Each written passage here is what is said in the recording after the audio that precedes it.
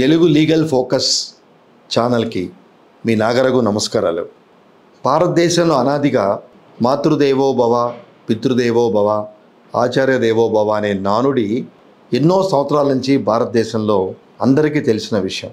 అంటే ఈ విషయం ఎందుకు చెప్పడం జరుగుతుందంటే, తల్లి అతి కష్టం మీద జన్మనిచ్చి తండ్రి ఆ బిడ్డల్ని పోషించి గురువు విద్యాబుద్ధులు నేర్పించి వాడిని ప్రయోజకులు చేసిన తర్వాత అంటే ఎంత కష్టం అనేది తీసుకోవాల్సి వస్తుందో తల్లిదండ్రులు పిల్లల్ని ప్రయోజనవంతకులు చేయడానికి, ఆ కష్టం వీలైనంత వరకు పిల్లలకి తెలియకుండా ఆ తల్లిదండ్రులు తీసుకుంటారు.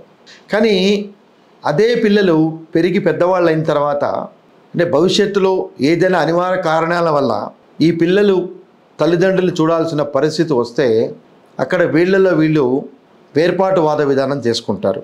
అంటే చాలా పచ్చి మాటలో చెప్పాలంటే వాళ్ళ యొక్క పోషణ భారాన్ని వీళ్ళు పంచుకుంటారు.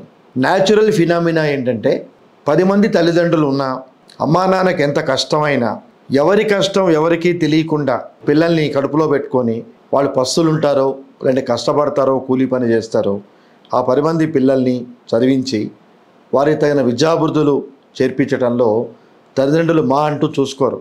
కానీ అదే తల్లిదండ్రుల్ని పెద్ద అయిన తర్వాత ఏ పరిస్థితుల్లో అయినా అంటే పరిస్థితులు బాలేక వాళ్ళ వృద్ధాప్యంలో తల్లిదండ్రుల యొక్క జీవన విధానంలో వాళ్ళకి సహాయ సహకారాలు అందించడంలో మాత్రం కొడుకులు వంతులేసుకుంటారు.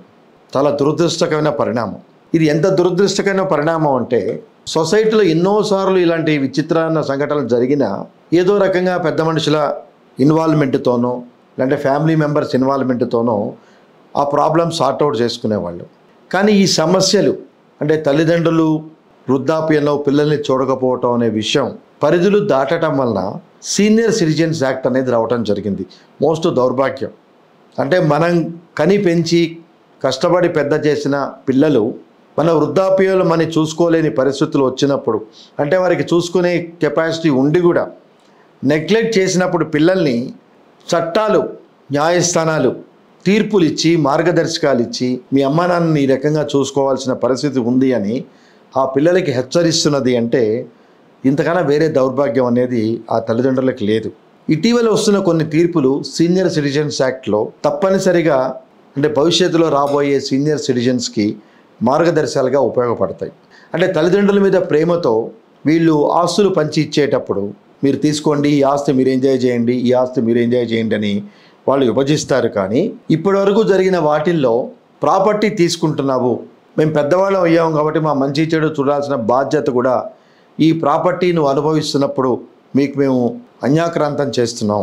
భవిష్యత్తులో ఎప్పుడైనా నువ్వు మీ తల్లిదండ్రులను నెగ్లెక్ట్ చేస్తే ఈ గిఫ్ట్ డీడ్ కానీ ఈ సేల్ డీడ్ కానీ రద్దు చేసే అవకాశం మాకు ఉంటుందనే కాలం దానిలో రాయమని తరచుగా న్యాయస్థానాలు చెప్తున్నాయి. అంటే ఆస్తి తీసుకున్న తర్వాత పిల్లలు ఎంత దౌర్భాగ్యమైన దయానీతి అనేది లేకుండా తల్లిదండ్రుల పట్ల వ్యవహరిస్తున్నారో ఇంతకన్నా వేరే తార్కాణం లేదు. అంటే గిఫ్ట్ డీడ్ మీరు ఇచ్చిన అంటే అఫ్కోర్స్ సేల్ డీడ్ ఎక్కువ చెయ్యరు, ఎందుకంటే సేల్ డీడ్ కనుక చేస్తే పిల్లలు కానీ మీరు కానీ డబ్బులు ఇచ్చినా తీసుకోకపోయినా ఆ ల్యాండ్ మార్కెట్ వాల్యూ కాకుండా గవర్నమెంట్ వాల్యూని బట్టి దాని మీద డ్యూటీ కట్టాల్సి వస్తుంది.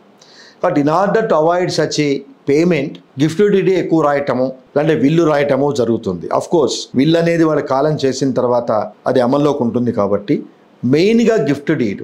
అలాగే విల్లు డీడ్ కూడా నువ్వు నన్ను బాగా చూస్తున్నావు, బాగా చూస్తావు కాబట్టి దానికి ఫలితంగా ప్రతిఫలంగా నిష్పక్షపాతంగా నేను ఎటువంటి ప్రతిఫలం నీ దగ్గర నుంచి ఆశించకుండా నేను ఈ ఆస్తిపాస్తులు నీకు ఇస్తున్నాను అని విల్లు రాసినప్పుడు తల్లి కానీ తండ్రి కానీ జీవిత కాలంలో బిడ్డలు అంటే వాళ్ళు కూతులైనా కావచ్చు, కొడుకులైనా కావచ్చు, మనవాళ్ళైనా కావచ్చు, అంటే విల్లు ఎవరి పేరు మీద అయితే రాయటం జరుగుతుందో ఆ వ్యక్తులు ఆ తల్లిదండ్రుల్ని కానీ లేదంటే విల్లు రాసిచ్చిన వారు కానీ సరైన ప్రేమానురాగాలతో చూడకపోతే జీవితకాలం లోపల ఆ విల్లుని క్యాన్సిల్ చేయడానికి కూడా వెసులుబాటు ఉంది. సో ఈ సీనియర్ సిటిజన్స్ యాక్ట్ ప్రకారం తప్పనిసరిగా ఎప్పుడైతే పిల్లలు నెగ్లెక్ట్ చేస్తారో ఆ వృద్ధాప్యంలో ఉన్న తల్లిదండ్రులు కన్సర్న్ రెవెన్యూ డివిజన్ ఆఫీసర్ని అప్రోచ్ అయ్యి వాళ్ళ ప్రాబ్లమ్స్ చెప్పుకోవచ్చు.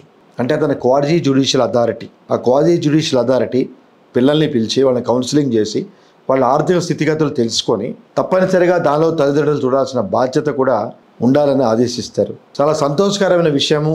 ఎట్ ద సేమ్ టైం దురదృష్టకరమైన విషయం ఏంటంటే తెలంగాణ ప్రభుత్వం ఇటీవల దీని ఒక చట్టాన్ని తేవాలని, అలాగే వాళ్ళు గవర్నమెంట్ ఎంప్లాయీసో ప్రైవేట్ ఎంప్లాయీసో అయితే 10 to 15% వాళ్ళ జీతంలో కట్ చేసి ఆ అమౌంట్ తల్లిదండ్రులకు ఇవ్వాలని చెప్పని ఆదేశాలు తేవటానికి చట్టం రూపకల్పన చేయడం జరుగుతున్నది. అంటే ఈ చట్టం యొక్క ముఖ్య ఉద్దేశం అంటే ఇలాంటి చట్టాలు తల్లిదండ్రులను చూడటానికి కూడా చట్టాలు కావాలా, న్యాయస్థానాలు తీర్పులు కావాలా అంటే మరి ఈ కలియుగంలో ఇట్లాంటివి ఆశ్చర్యకరమైన విషయాలు కావు. అందుకే చెప్తారు, తల్లి 10 మంది బిడ్డలైనా పోషించగలదు కానీ 2 కొడుకులు ఒక తల్లిని చూసుకోలేరు. సో చిన్నప్పుడు వారికి ఎటువంటి అనారోగ్యం వచ్చినా, ఎంత డబ్బు ఖర్చైనా తల్లిదండ్రులు వెనకాడరు. తమ పిల్లలు బాగుండాలని, వాళ్ళ భవిష్యత్తు బాగుండాలని, వారు ఆయురారోగ్యాలతో ఉండాలని ప్రయత్నిస్తారు. కానీ అదే తల్లిదండ్రులకి వృద్ధాప్యంలో మిగిలేది ఏంటంటే మానసిక ఆందోళన. ఇది మిగతా దేశాలు ఎలా ఉందో నాకు తెలియదు కానీ భారతదేశంలో నానాటికి ఎక్కువ అవుతున్నది.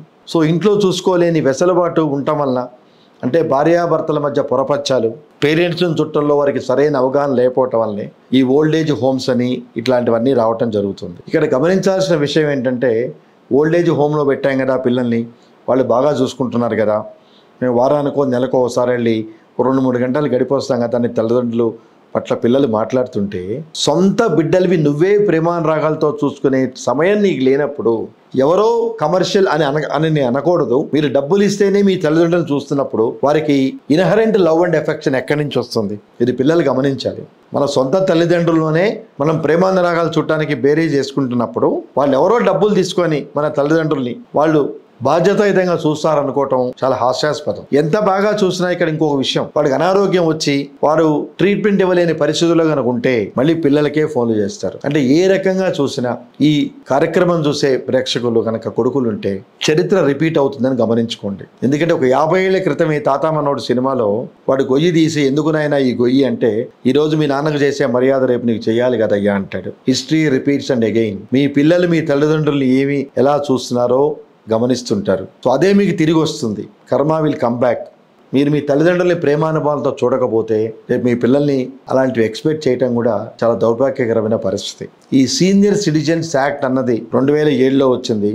మానసికంగా చాలా ఇబ్బంది కలిగించే విషయం.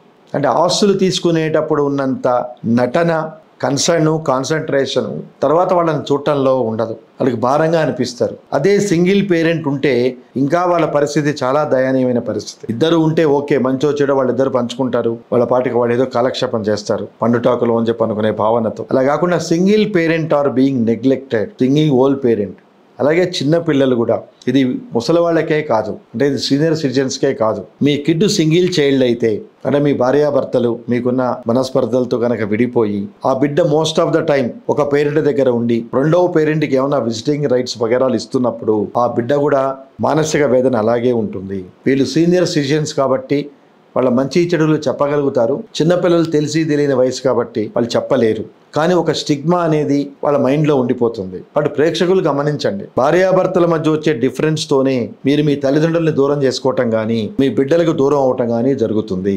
సో మీలో మీకు సఖ్యత ఉంటే మీ కన్న వాళ్ళని మీరు బాగా చూసుకుంటారు, మీరు కనిన వాళ్ళని బాగా చూసుకుంటారు. ఒకటే ప్రాబ్లం, భార్యాభర్తలకి నచ్చలేదు కాబట్టి ఆ అబ్బాయి పేరెంట్స్ కానీ అమ్మాయి పేరెంట్స్ కానీ వాళ్ళతో ఉండటానికి వీల్లేదు. అలాగే భార్యాభర్తల మధ్య డిస్ప్యూట్స్ వచ్చినాయి, అది డైవర్స్ వరకు వెళ్ళిపోయినాయి, వాళ్ళకున్న పిల్లల్ని పంచుకుంటారు. అది పేగుబంధం అంటారు, అది వినటానికి బాగుంటాయి. కానీ ఆచరణలో వచ్చేటప్పటికి this money makes many things. So my appeal to viewers of this channel, రేపు మనం చేసే తప్పులు మన పిల్లలు మనకి పట్ల చేయకుండా, ఈరోజు మనమేదో చాలా గర్వంగా మన పేరెంట్స్ని ఓల్డేజ్ హోమ్ పంపిస్తున్నాం, అక్కడ అన్ని రకాల సౌకర్యాలు ఉన్నాయి, వాళ్ళు చక్కగా ఉంటారు అని చెప్పి అనుకుంటే రేపు ఇదే తిరిగి మనకి రిపీట్ అవుతుంది. అలాగే ముఖ్యమైన విషయం, ఇక నుంచి ప్రాపర్టీ విల్లు డీడ్ కానీ గిఫ్ట్ డీడ్ కానీ చేసే పేరెంట్స్కి ఇదొక రకమైన నా నుంచి విన్నపం. కండిషనల్ గిఫ్ట్ ఇవ్వండి.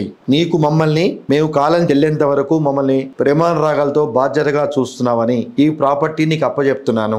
నీ ధర్మాలు నువ్వు గనక నిర్వర్తించని రోజున ఈ గిఫ్ట్ డీడ్ని క్యాన్సిల్ చేసే హక్కు మాకుంది అని స్పెసిఫిక్గా ఆ పేరా రాసి మీరు రిజిస్టర్ చేయండి. ఎప్పుడైతే ఈ పేరా రాసి మీరు రిజిస్టర్ చేస్తారో భవిష్యత్తులో ఎప్పుడైనా మీకు ఇబ్బందికర వాతావరణం ఉన్నప్పుడు లేదా మీ పట్ల మీ పిల్లలు బాధ్యత రహితంగా ప్రవర్తించినప్పుడు ఆ ప్రాపర్టీని వెనక్కి తీసుకొని మీ పాటికి మీరు ఆ ప్రాపర్టీ అనుభవించడానికి కానీ లేకపోతే ఆ ప్రాపర్టీని డిస్పోజ్ చేసి ఆ వచ్చిన ధనంతో మీరు చక్కగా బతకడానికి కానీ మీరు ఉన్నంతకాలం మీరు మీ భార్య వెసలుబాటు కలుగుతుంది. కాబట్టి నా పిల్లలు ఏదో చేస్తారని లైఫ్లో ఉద్ధరిస్తారని మీ చేతిలో ఉన్న వెసలుబాటు మీ చేతిలో ఉన్న ఆర్థిక పరిస్థితిని మీరు చేజార్చుకోనికండి. దాన్ని ఒకసారి ప్రాపర్టీ వెళ్ళిన తర్వాత జనాల మనస్సులు మనస్తత్వాలు వాళ్ళ ప్రవర్తనలు మారిపోతాయి. అందుకనే సీనియర్ సిటిజన్స్ యాక్ట్ చాలా స్ట్రింజెంట్ రూల్స్ అండ్ రెగ్యులేషన్స్ ఇవ్వడం జరిగింది. మన తెలంగాణ గవర్నమెంట్ కూడా అతి త్వరలో దీని ఒక చట్టంగా చేసి బాధ్యత రహితంగా ఉన్న పిల్లల జీతంలో నుంచి 10 to 15% కట్ చేసి ఆ జీతం తల్లిదండ్రులకి వెసులుబాటుగా ఇచ్చే నిర్ణయాలు తీసుకునే దిశగా ప్రయత్నాలు చేయడం జరుగుతుంది. కాబట్టి మనల్ని కని పెంచి ఇంత పెద్ద చేసిన తల్లిదండ్రులు రేపటి వృద్ధాప్యంలో నవ్వులు పాలు కాకుండా బాధ్యత గల పిల్లలుగా మీ వంతు కర్తవ్యం మీరు నెరవేరుస్తారని, మన తల్లిదండ్రులు మన ప్రవర్తన వల్ల విసిగి న్యాయస్థానాలను అప్రోచ్ అయ్యి మనల్ని దోషులుగా న్యాయస్థానం ముందు నుంచో పెట్టకూడని పరిస్థితి మనకు రావాలని కోరుకుంటూ దీన్ని పాజిటివ్గా స్పందిస్తారని ప్రేక్షకులు ఆశిస్తూ నమస్కారం.